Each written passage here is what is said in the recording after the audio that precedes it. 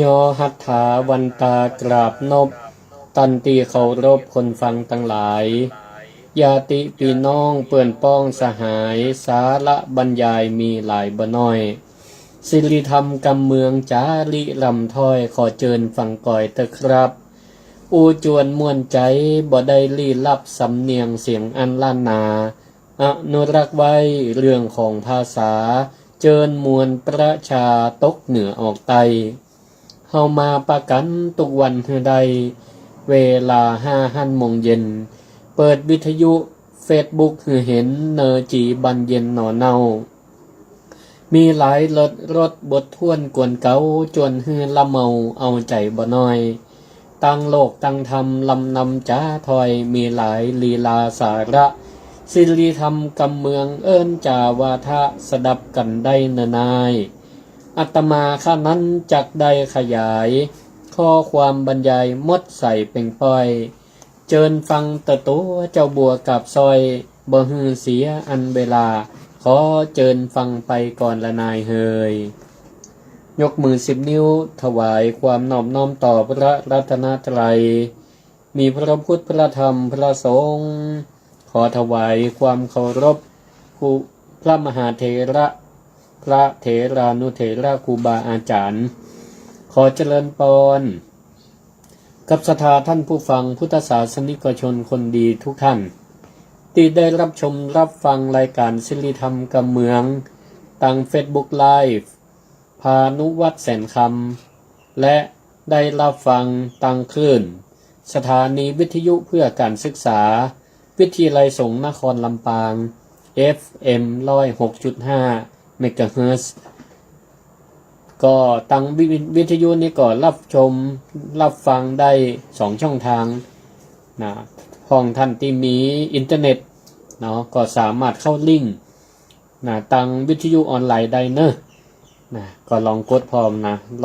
106.5 วิทยาลัยสงฆ์นครลำปางเนาะหรือท่านที่ฟังตั้งวิทยุนะตั้งวิทยุนะยังใช้ระบบทรานซิสเตอร์อยู่ก็หมุนขึ้นไปตั้งขวาเกือบสุดนะ106.5ก็เราก็จะได้ยินได้ฟังรายการศิริธรรมกำเมืองก็ดำเนินรายการโดยอาตมาพระครูศิริธรรมบัณฑิตผู้อำนวยการวิทยาลัยสงฆ์นครลำปางแล้วก็แหมสถานะหนึ่งก็เป็นเจ้าวาดวัดมิ่งเมืองมูลตำบลพิจัยอำเภอเมืองจังหวัดลำปางเนาะรายการศิริธรรมกำเมืองก็มาป้มมาป้ากันในเวลา5 โมงแรงติด1ออก5 วันจันทร์อังคารพุธพัดเสาร์จันทร์อังคารพุธพัดเสาร์5 วันยั่ง2 วันคือวันศุกร์และวันติดวันศุกร์นั่นก็ถวายเวลาคือท่านอาจารย์พระมหาธนวุฒิญาณโสพโนสมปันเจ้าวัดรัศมีธรรมวนารามและก็วันติดถวายเวลาให้กับท่านเจ้าอธิการสันติสุขท่านสมปันเจ้าวัดบันตุงเจ้าคณะตำบลหัวเสือกะเนาะก็ได้มาพบมาปะกันในวันนี้ที่จริงวันก่อนเมื่อวันเสาร์เนาะวันเสาร์ที่19 พฤศจิกายนผ่านมานี่ก็ตั้งใจมาออกรายการอยู่ฟังจากวิทยาลัยสงฆ์นครลำปาง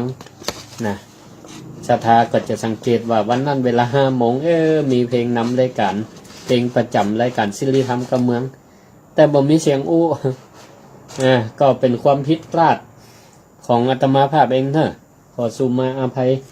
มันยังวันศุกร์ไปนะบางทีก็ลืมระบบขั้นตอนไปนะปกตินะน้องๆเจ้าหน้าที่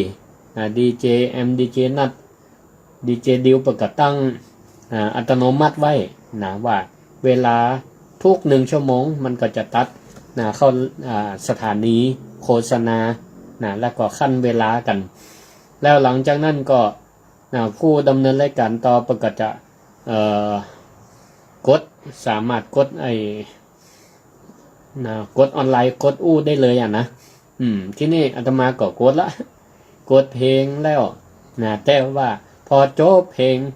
ภาคเพลงแล้วก็จะอู้ปกติมันจะต้องกดหูบไหม นะต้องกดหุบ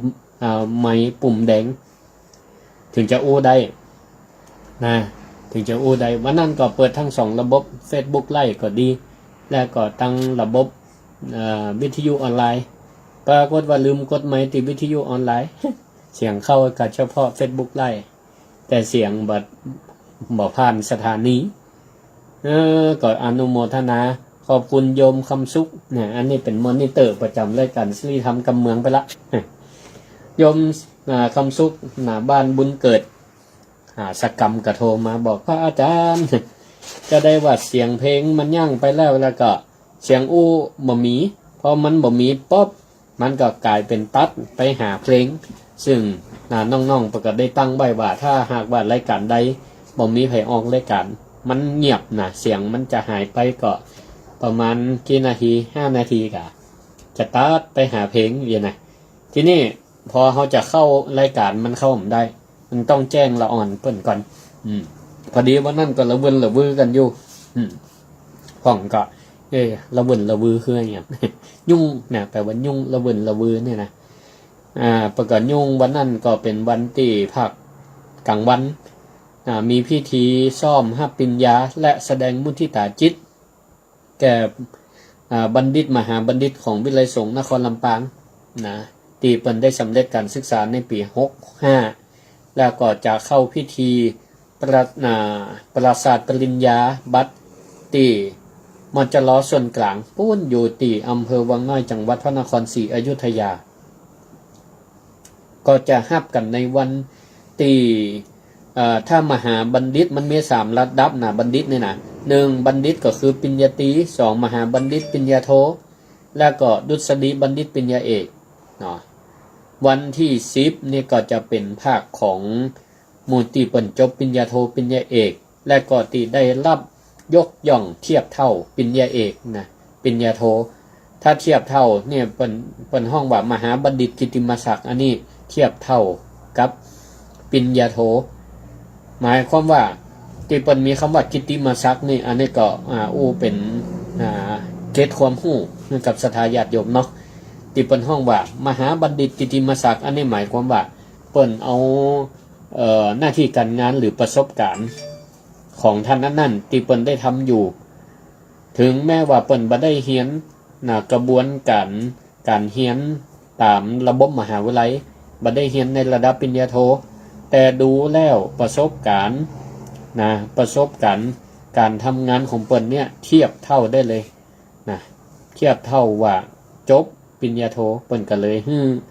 กิตติมศักดิ์เทียบเท่าแล้วก็ที่นี่ความถนัดของท่านนั้นเปิ้นมีความชำนาญในเรื่องใดประกันโยกเทียบเท่าในสาขานั้นก็มีหลายผู้หลายท่านศรัทธาญาติโยมทั้งหลายบางคนบ่ต้องไปในอกมองใจว่าโอ้อายุมาปนจนปานนี้หนังสือหนังหาในระดับปริญญาตรีปริญญาโทก็เปิ้นเนี่ยบ่เคยเรียนแต่มันมีการเทียบเท่าถือว่าเป็นการยกย่องยกย่องคุณสมบัติ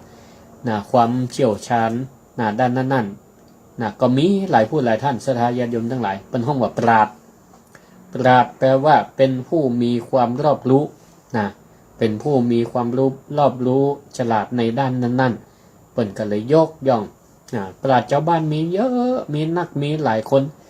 บางท่านก็ถนัดในเรื่องการสอนเอาอย่างสอนเอาวิชาความรู้ด้านที่ตัวเองถนัดพ่องก็ถนัดด้านการดนตรีก็ได้รับการยกย่องด้านศิลปศาสตร์มหาบัณฑิตหรือบางพ่องก็เทียบเท่าด็อกเตอร์เลยเทียบเท่าปริญญาเอกเปิดก็คือดุษฎีบัณฑิตกิตติมศักดิ์ยกตัวอย่างเช่นปีนี้พระเดชพระคุณหลวงปู่พระราชธรรมลังการหลวงปู่มหาจันทร์กตปุญโญหลวงปู่ผู้เป็นก่อตั้งผู้เป็นผู้ริเริ่มก่อตั้งเกิดวิทยาลัยสงฆ์นครลำปางเฮานี่แหละหลวงปู่อายุบัดเดียวนี่ก็94ปีหลวงปู่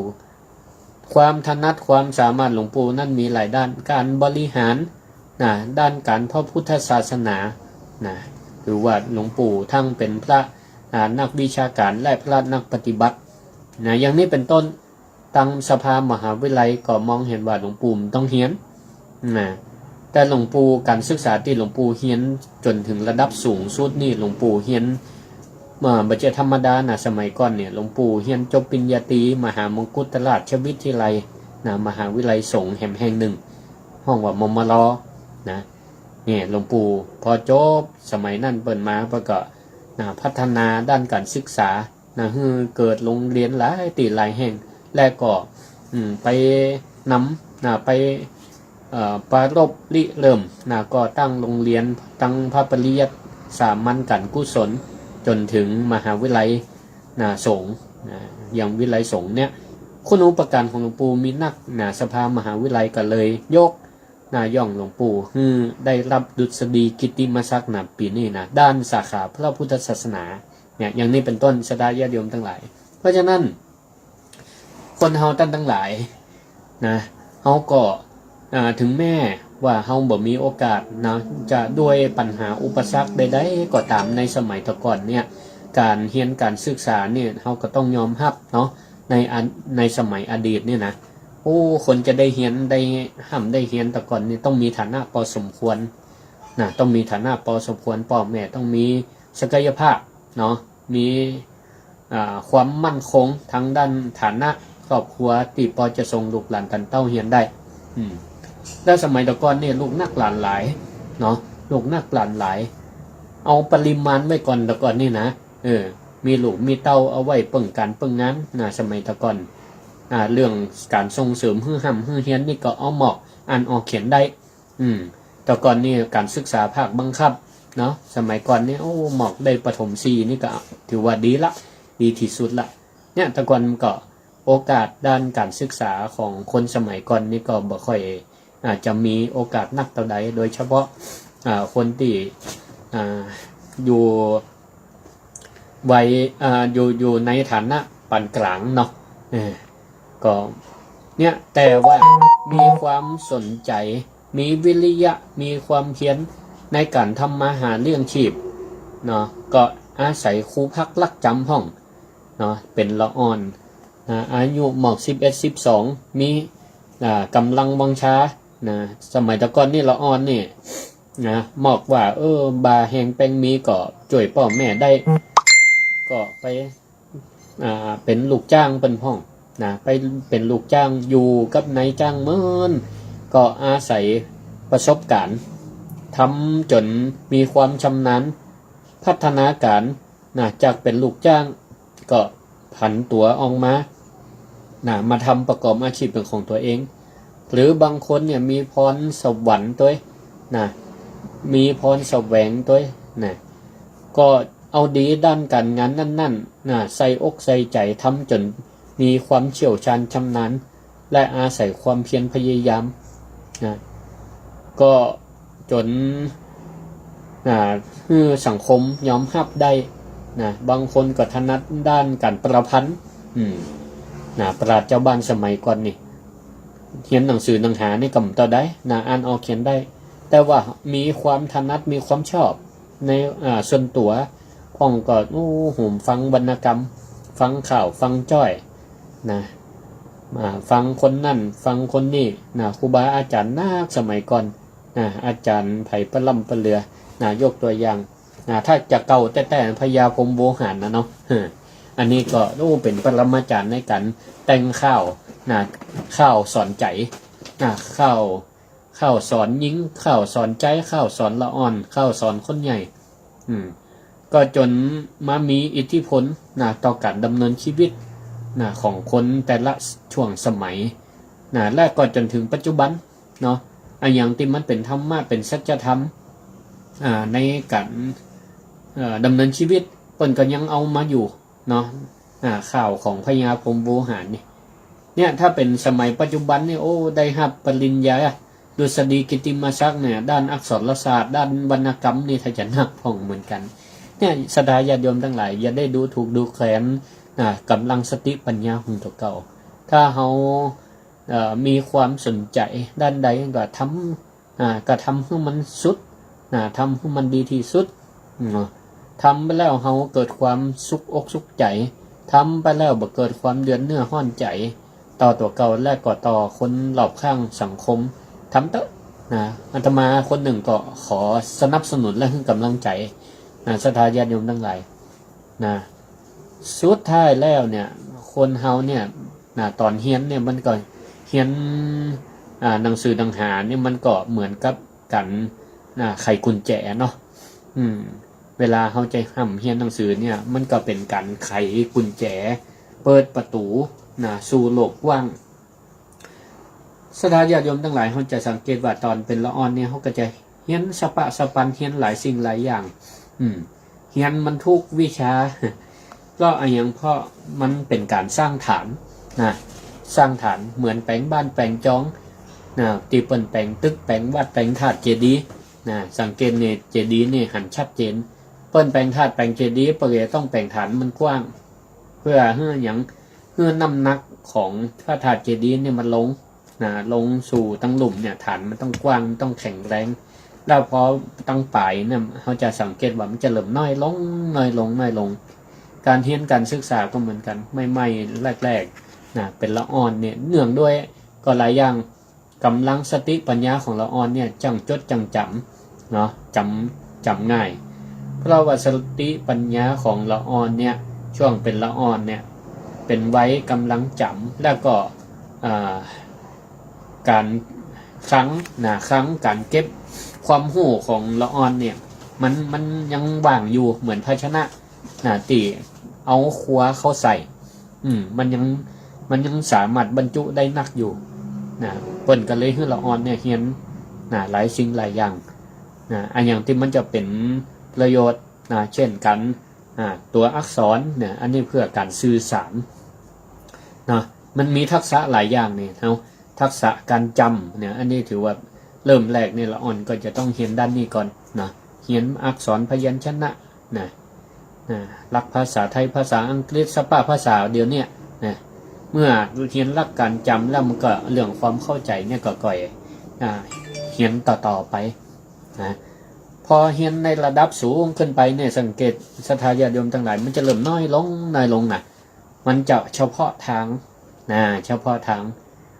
แต่ก่อนเป็นละอ่อนเนี่ยศรัทธาญาติโยมทั้งหลายเปลี่ยนกระเป๋า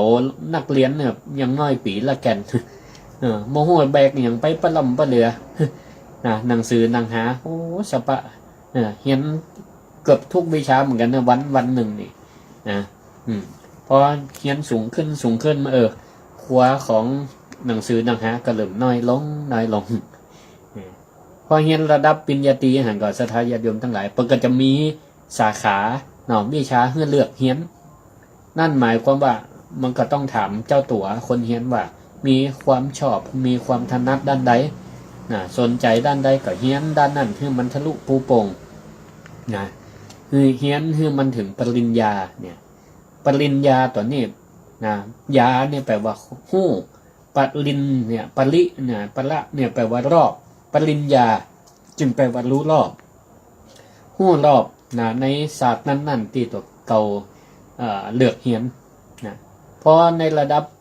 สูงขึ้นไปแหมระดับปริญญาโทก็เรียนอย่างแหมก็ในเมื่อเฮาเรียนสาขาในปริญญาตรีด้านอะไรอย่างเฮาก็เจาะลึกเข้าไปแหมเนี่ยเป็นว่าค้นคว้าในศาสตร์นั้นๆคือมันละเอียดขึ้นไปแหมปกติมันอาจจะเรียนศาสตร์นั่นแต่ว่ามันอาจจะเรียนโดยภาพรวมอย่างเช่นเปิ้นเรียนหมอในปริญญาตรีเนี่ยก็อาจจะเป็นหมอเลือกหมอเลือกก็คือรักษาได้ทุกโรคแหละเบื้องต้นรักษาได้ทุกโรคแต่พอเรียนปริญญาโทปุ๊บก็อาจจะเจาะลึกไปแหมว่าหมอด้านใดเชี่ยวชาญด้านใดก็เรียนเฉพาะทางปริญญาเอกแหมก็คือมันเฉพาะทางจนมีความรู้ความเข้าใจในศาสตร์นั้นศรัทธาญาติโยมทั้งหลายอันนี้ก็เหมือนกันเนาะถึงแม้เฮาบ่มีโอกาสได้เรียนในระบบการศึกษาพ่องก็ศรัทธาว่าเลยไวมาละมาจนถึงตอนนี้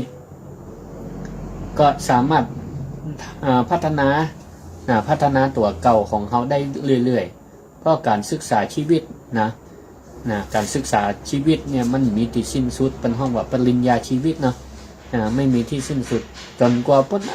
หมดลมหายใจมันก็ต้องเฮียนกันไปเรื่อยๆยิ่งในชีวิตประจำวันตื่นเจ้าจนเดินเข้านอนเนี่ยมันเป็นการเฮียนทั้งนั้นนะศรัทธาญาติโยมทั้งหลายเนาะอยู่แม้แต่อยู่ในบ้านเนี่ยการศึกษาก็เข้ามาสู่บ้านเราได้เปิดทีวีเปิดโทรทัศน์น่ะสิ่งทั้งหลายแล้วนั่นเป็นองค์ความรู้ทั้งนั้นอย่างที่เราได้เป็นบอกว่าการได้ข้อมูลอย่างสักอย่างที่เข้ามาใหม่เนี่ยถ้าเรายังบ่เคยรู้ก็ถือว่าเป็นความรู้ใหม่นะได้ความรู้ใหม่ถ้าได้เรียนได้รู้ได้ยินได้ฟังมาแล้วเปิดก็ห้องว่าได้ใส่ใจเรื่องเก่าได้รู้ได้ฟังไปแล้วโอ้ทะลุปูปองเข้าใจเปิดห้องว่าบรรเทาความกังขาหายข้อสงสัยละจากที่ผ่านมาแต่ก่อนนี่โอ้เกือบแคลงสงสัยตอนนี้เข้าใจละก็ได้พัฒนาความคิดบางทีเขาอาจทำสิ่งนี้อยู่ประกอบอาชีพนี่อยู่บางคนก็ทำให้ไส้สวนได้พอข่าวเกษตรหรือว่าเปิ้นมีช่องสาระคดีเกี่ยวกับการเกษตรไปพอบ้านเหนือบ้านใต้พอต่างประเทศเปิ้นก็ปลูกอย่างเฮาเนี่ยแต่เปิ้นหาวิธีว่าเนี่ยจะได้ให้มันปลูกได้นักขึ้น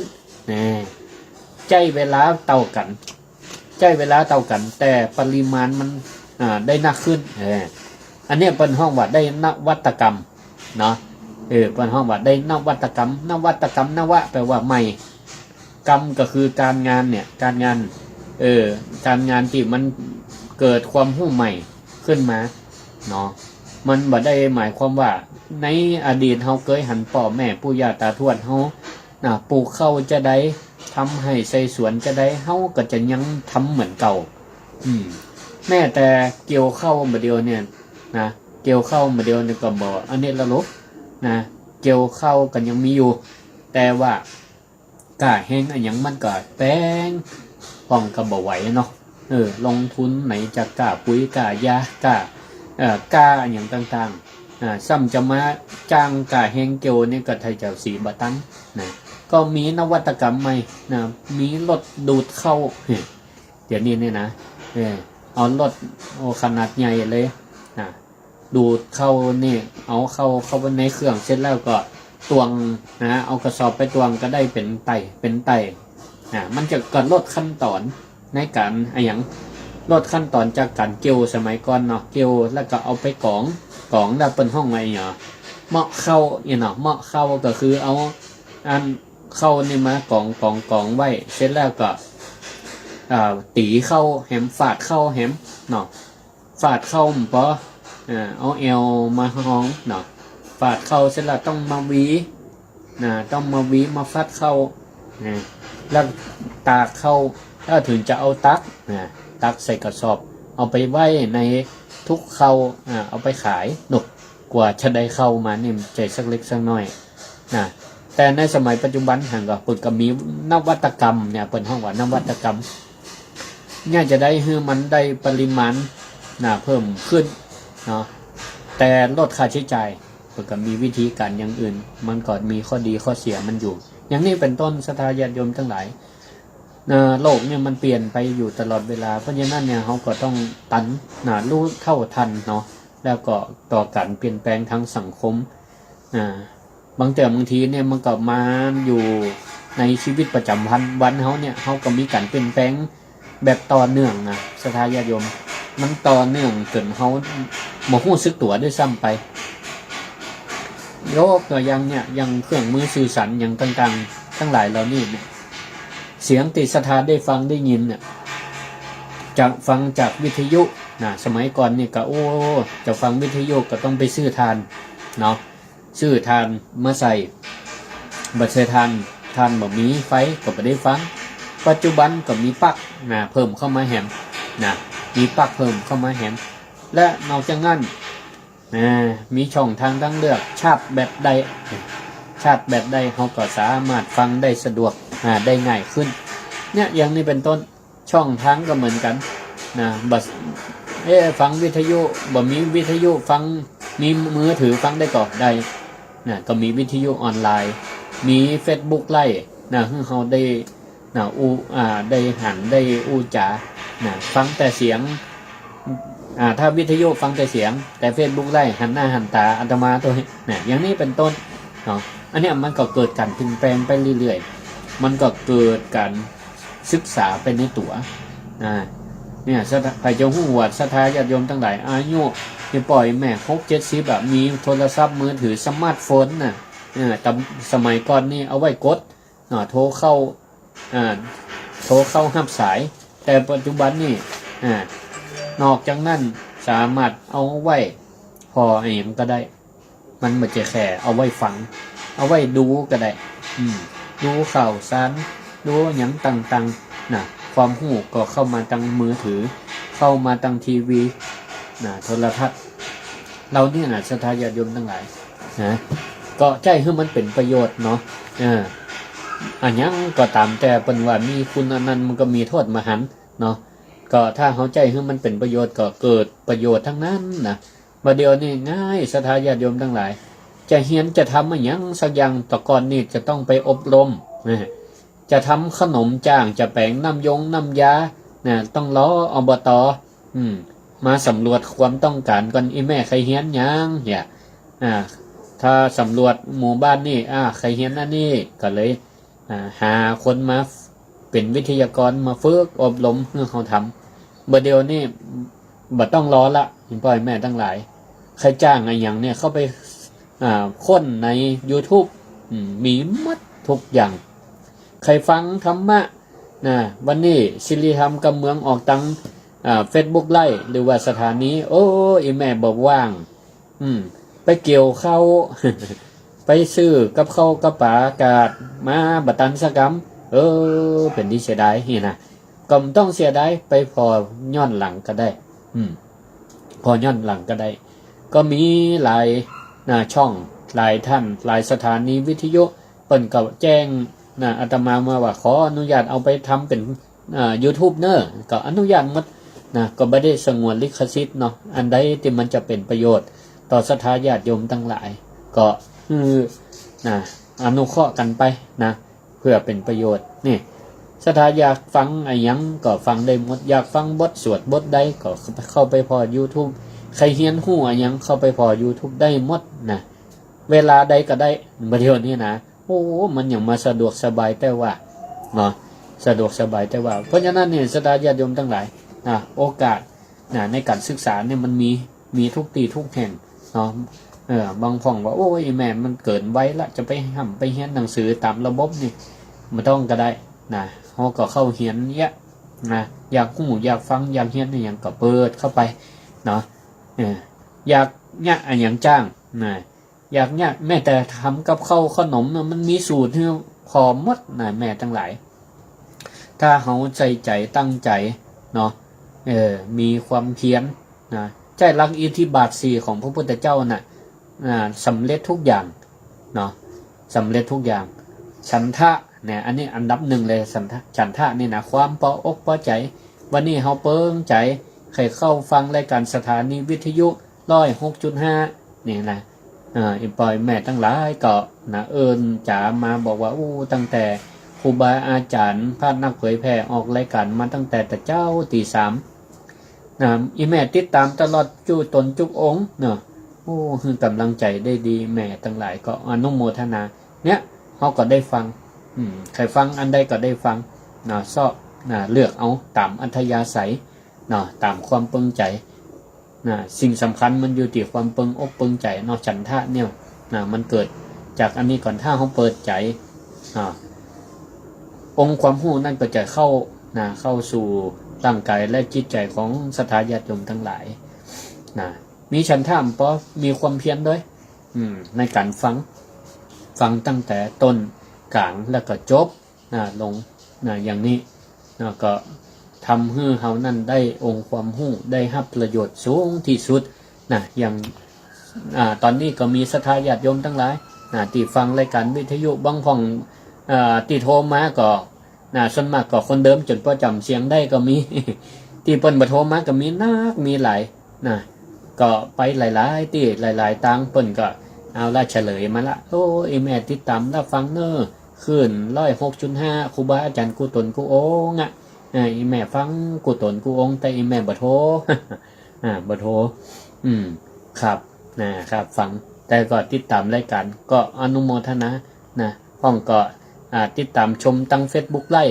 ก็หลายผู้หลายท่านเนี่ยตั้งแต่ต้นจนจบหรือห้องก็เข้ามากดไลค์กดแชร์ก็ขออนุโมทนาขอบคุณก็เป็นประโยชน์ต่อเปื่อนสมาชิกที่เป็นเปื่อนเฟซเฮาทั้งหลายด้วยถ้าเฮาแชร์ไปแล้วคนอื่นเพิ่นได้ฮู้ได้หันเพิ่นก็ได้องค์ความรู้ไปพร้อมเฮาด้วยก็ได้อนุโมทนาหรือพ่องก็วันนี้บ่ว่างแต่ช่วงนี้ตอนนี้บ่ว่างแต่ก็เข้ามากดไลค์ไว้ก่อนเดี๋ยวก่อนมาดูย้อนหลังก็ได้นี่มันก็เป็นประโยชน์อย่างนี้องค์ความรู้นี่มันมีมีหลายประเดี๋ยวนี้ก็ถือว่าเป็นนาทีทองเป็นโอกาสทองของคนปัจจุบันสมัยตะก่อนนี่จะเห็นไอ้อย่างแต่ละอย่างนี่ลำบากลำบนอย่างอาตมาภาพเองตะก่อนมหาวิทยาลัยสงฆ์ในลำปางนี่ยังมีสมัยที่เรียนอยู่ก็ต้องไปเรียนหนังสือหนังหาต่างจังหวัดต่างจังหวัดไปเรียนอยู่ดอยสุเทพไปเริ่มแรกเรียนบาลีอยู่พระบาทตากผ้าจบบาลีประโยค3ก็ไปอยู่ดอยสุเทพเรียนบาลีได้ประโยค4ประโยค5ก็ลงมาเรียนมัธยมเรียนประถมมัธยมเรียนอุดมศึกษาสมัยก่อนเนี่ยมันยังมีเนาะตอนนั้นมจรลำปางยังเกิดมาเปิดว่าอาตมาปเรียนจบละพอเรียนจบรับปริญญาไปเรียบร้อยเพิ่นถึงมาเปิดเวลาไม่ลุ้นปริญญาโทปริญญาเอกก็เหมือนกันตอนนั้นมหาวิทยาลัยเฮาก็ยังบ่เคยเปิดกว้างก็ต้องไปเรียนต่างประเทศกันปัจจุบันนี่มีเปิดละมีนักมีหลายศรัทธาญาติโยมทั้งหลายจะเห็นอย่างคอร์สระยะสั้นระยะยาวระยะสั้นนี่ก็มีเป็นห้องว่าประกาศนียบัตรเดี๋ยวนี้ก็วิทยาลัยสงฆ์นครลำปางก็เปิดถึงหลักสูตรพระพุทธศาสนาก็ได้ปีเดียวหลักสูตรภาษาล้านนาก็มีใครสนใจใครเรียนภาษาล้านนากะขะงะใจชาใจชะยะนี่ก็มาเรียนได้ใครอยากเห็นวิปัสสนาชอบปฏิบัติหลายผู้หลายท่านนี่ปล่อยแม่ทั้งหลายหุ่มไปปฏิบัติธรรมใครเรียนหลักสูตรวิปัสสนาปีเดียวก็เรียนได้ติดต่อมาได้ที่วิทยาลัยสงฆ์นครลำปางจะเรียนใครจบปริญญาตรีมาแล้วใครเรียนปริญญาโทด้านพระพุทธศาสนาก็เรียนได้เนี่ยก็การศึกษาเดี๋ยวนี้เนี่ยมันเปิดกว้างเปิดกว้างจนต้องหาคนเรียนเดี๋ยวนี้เนี่ยแล้วก็มีมหาวิทยาลัยหลายที่หลายแห่งทางเลือกหลายๆที่หลายๆแห่งให้คนได้สนใจได้เรียนแต่โอกาสนี่มันเกิดขึ้นในสถานการณ์ที่ช่วงนี้สถานการณ์ปัจจุบันเนี่ยละออนเกิดเนี่ยมันน้อยสังคมปัจจุบันเนี่ยก็กลายเป็นสังคมผู้สูงวัยนี่ก็ส่วนมากจะนักละออนเนี่ยก็จะลดลงเนี่ยศรัทธาญาติโยมทั้งหลายท่านทั้งหลายอยู่บ้านอยู่จ้องใครฮู้ใครเฮียนอย่างก็เข้าไปเปิดวิทยุเปิดมือถือเสาะเฮียนได้บ่จ้างก็ให้ละออนเขาสอนก็ได้เนี่ยที่อาตมาว่าความเปลี่ยนแปลงของการสื่อสารหรือเครื่องมือสื่อสารอย่างต่างๆเนี่ยมันก่อยไหลไปเคลื่อนไปพัฒนาไปเรื่อยๆจนเฮาก็มีการปรับตัว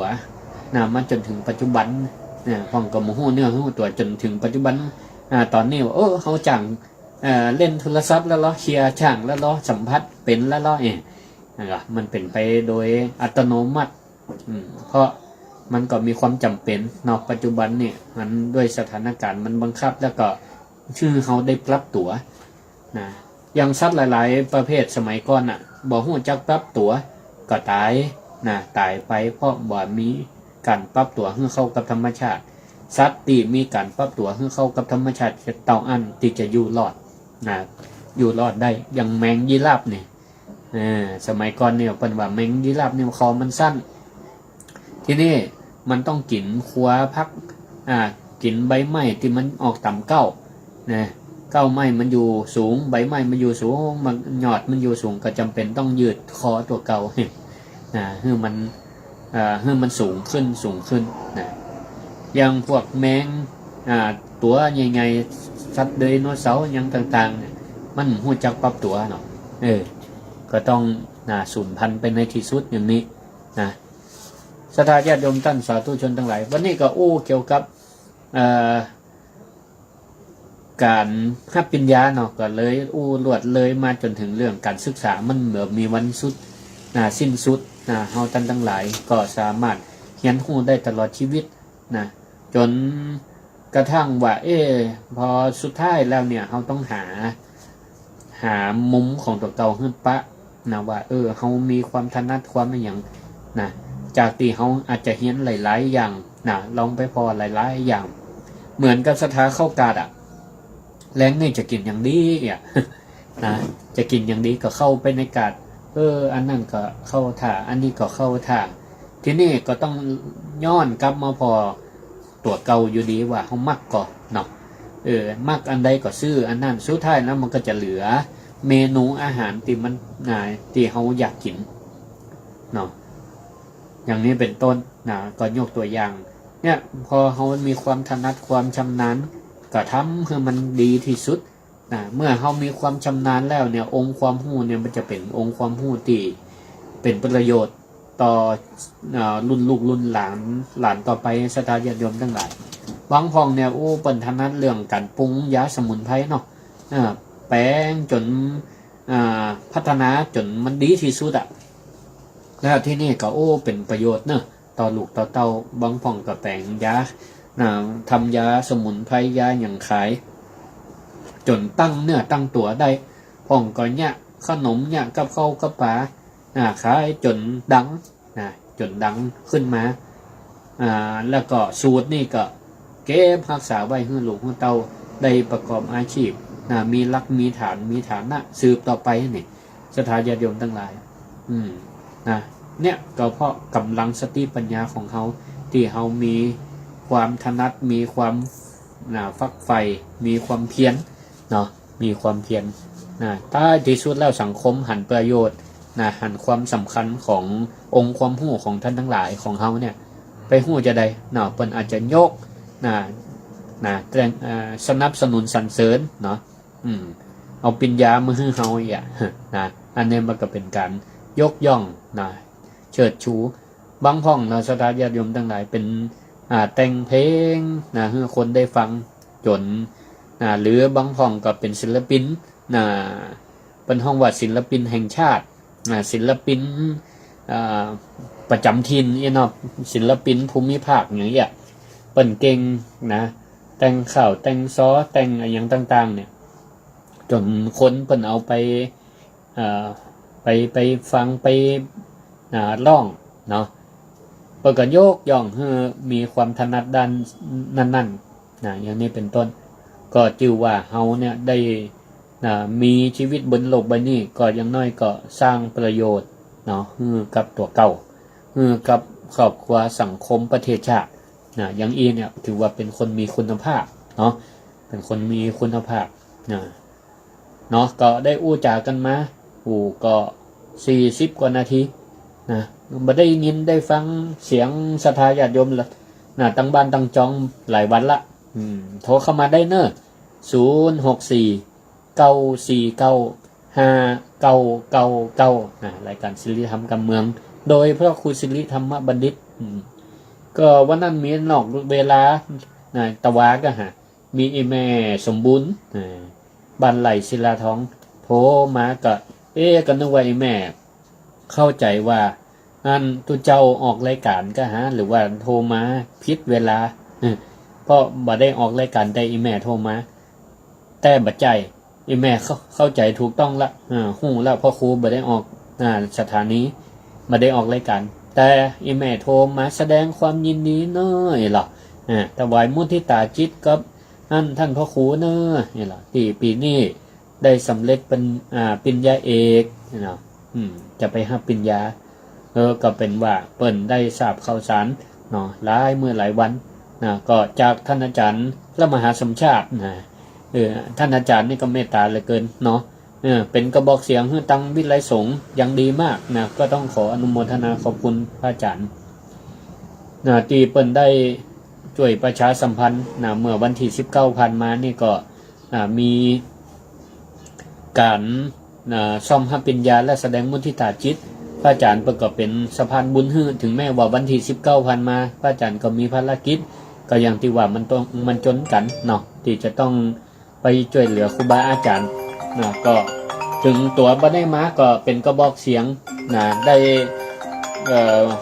จวนศรัทธามาเป็นเจ้าภาพลงทานนะก็ขออนุโมทนาเจริญพรแม่บัวไข่เจริญพรเจ้างามเลยได้ยินเสียงไม่ได้ยินเสียงหลายวันแหละวันนี้ได้ยินแล้วเนาะวันนั้นอันตั้งใจอันฟังลูกวิไลสงฆ์มากะผิดพลาดไปหน่อยนึง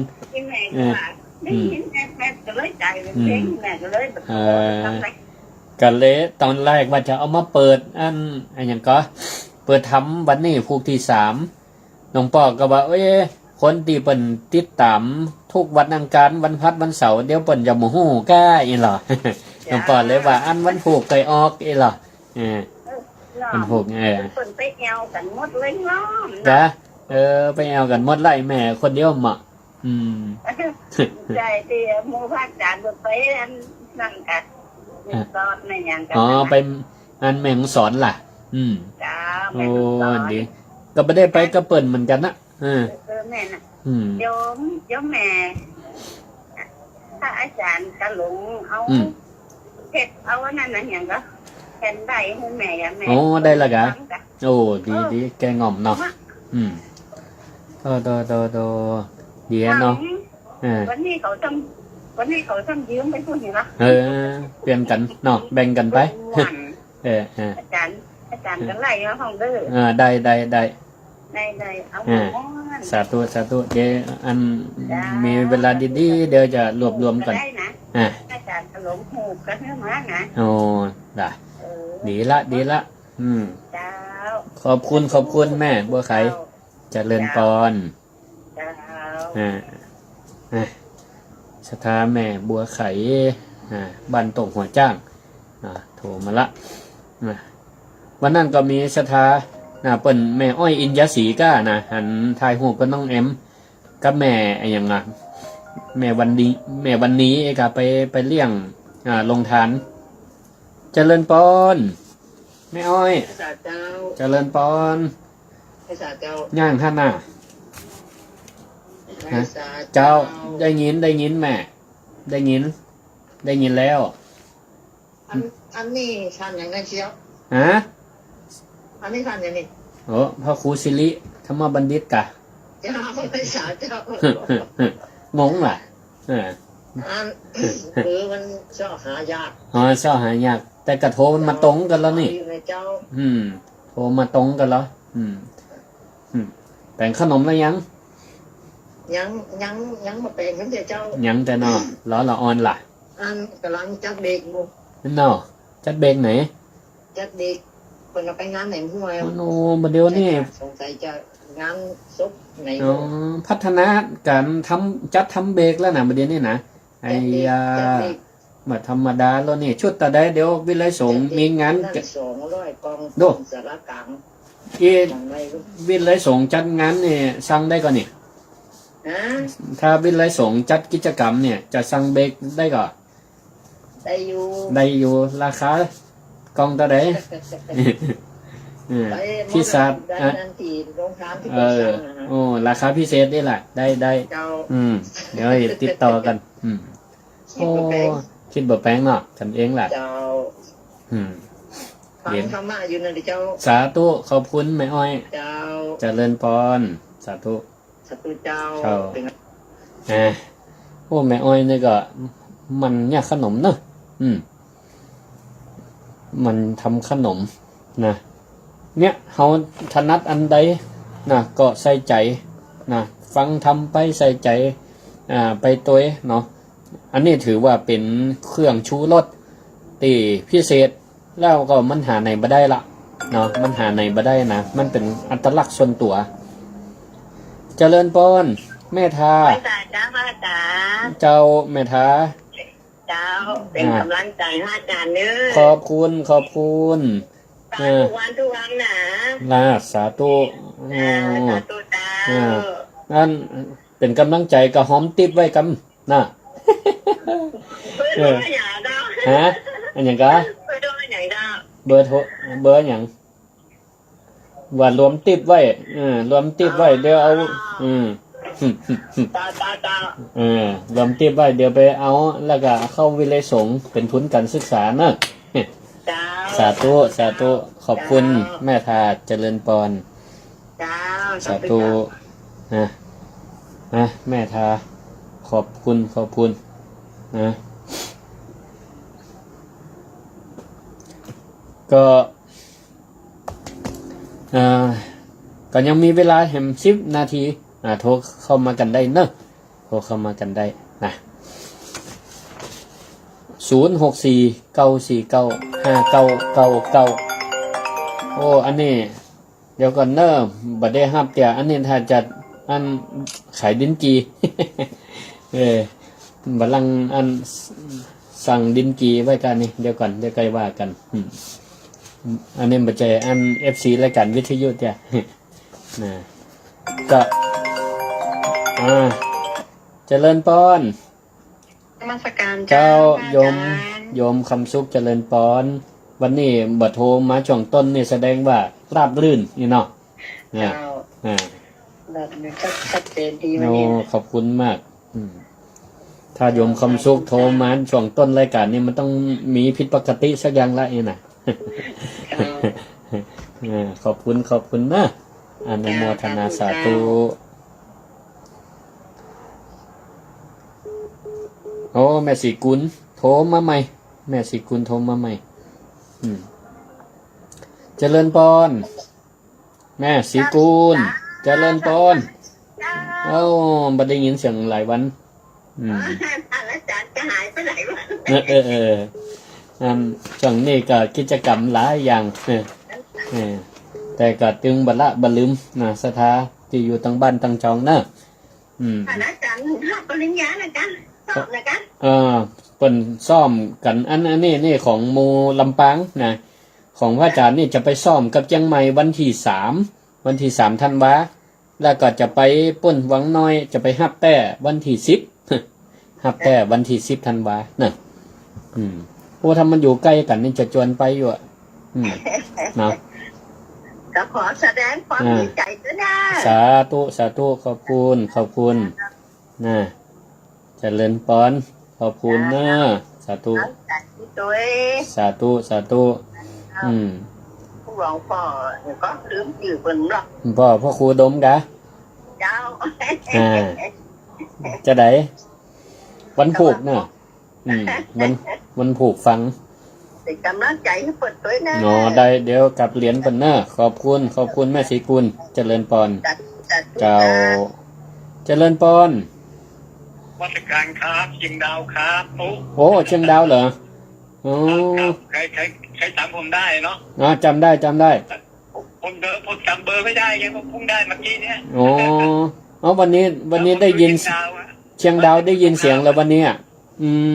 แสดงว่าเกาะลิงไปไกลวันนี้น่ะนึกว่าเฉพาะลำปางนะดีโอ้ดีสาธุใจบุญเชียงใหม่หัวไวลำปางมี5 ข้อผมจำไม่ได้แล้วมารถไฟฟรีแต่คนใจบุญเชียงใหม่หัวไวลำปางเขามารถไฟฟรีสมัยนั้นประมาณ7 ปี 6 ปี4 ปีจำไม่ได้เลยจำสโลแกนนี้ได้เนาะอยู่ได้14 ปีโอ้สาธุขอบคุณอยู่ในมุสุกรรมครับครับสาธุสุขภาพแข็งแรงเจริญพรแม่น้อยเจริญพรเจ้าแม่วางอยู่เนอสาธุขอบคุณฝนตกกับบ้านไรตกวันนี้มาตกเจ้าฟ้าตกตอนบ่ายก็ตกมันคืนก็ตกวันนี้มัน3 ฤดูกันนะไอ้ใหม่เขาดำ3 ฤดูกันนะมาเจ้านี่หมอกลงเย็นเนาะแม่วันนี่ฮ้อน น เจ้าเข้าเต่าเมื่อตาเจ้า เป็นกำลังใจให้เนาะเข้าเตาล่ะ เจ้าของกระตาเข้าเปี้ยหมดแล้วอาจารย์แต่ว่า แต่กันยังดีอยู่มันตกแล้วมันย่างแดนออกของเนาะ วันพุ่นโต๊ะกับเจ้า วันนี้บ่ตกวันนี้มันตก เจ้ามันนี่แล้วเจ้ามองโต๊ะ นั่นน่ะหมอกตกแล้วกัเมื่อวันกับแดดเนี่ยมาฮ้อนแต่ฮ้อนว่าจะพากันเป็นเมื่อยเป็นไข้รักษาสุขภาพนะสาธุสาธุเจริญพรเจ้าเจ้าเจ้า